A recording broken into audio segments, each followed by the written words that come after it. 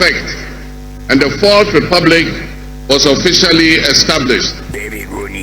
I refer to it as a reset because on that day in 1993, we made our fourth attempt at establishing a democratic system of government with term limits based on free, fair, and transparent elections. The handover of power on January 7, 2001, between former President Jerry John Rawlings and at the time the newly elected President John Ajekun Kufuor, tested that reset, and our nation passed with flying colors.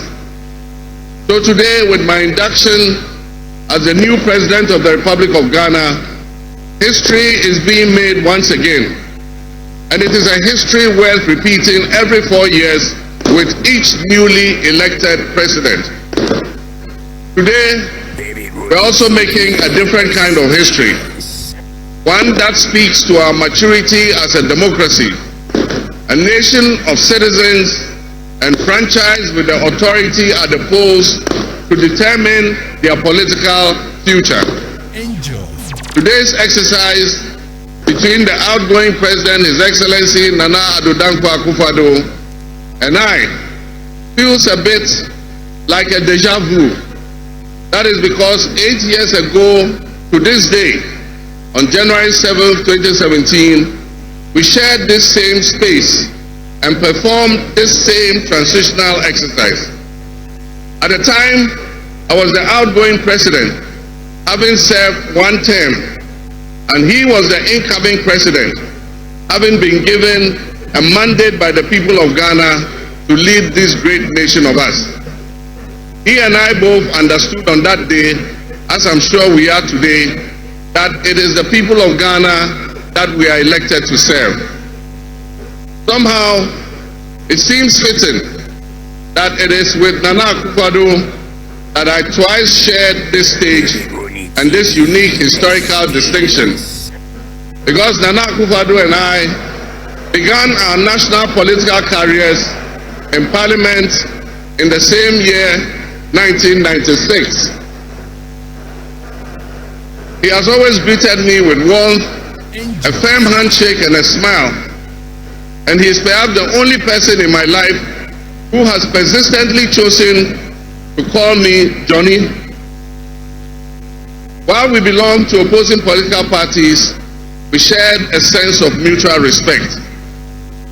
In those early days, we probably could not have imagined that destiny would bring us to the leadership of our respective parties, and that we would have to face off 3 separate times as we each vied for the highest office of the land.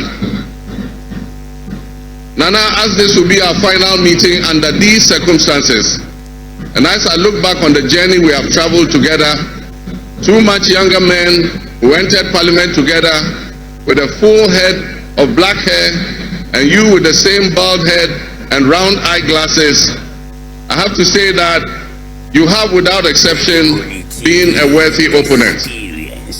I extend my warmest wishes to His Excellency, the former Vice President, Dr.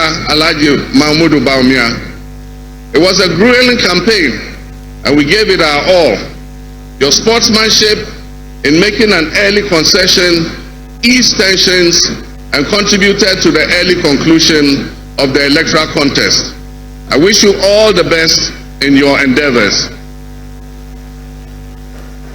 My brothers and sisters, the world in which Ghana exists today, as I begin this presidency, is not the same world in which we have lived under other presidencies.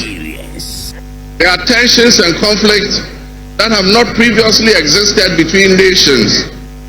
These tensions and conflicts place pressure on alliances to decide where we will support. There's a seismic shift happening within the system of global economic dominance. Whereas the G7 nations, United States, the United Kingdom, Canada, France, Germany, Italy, and Japan once provided the highest percentage of the world's GDP, over the last decade, that number has been steadily dropping. However, the combined total of the GDP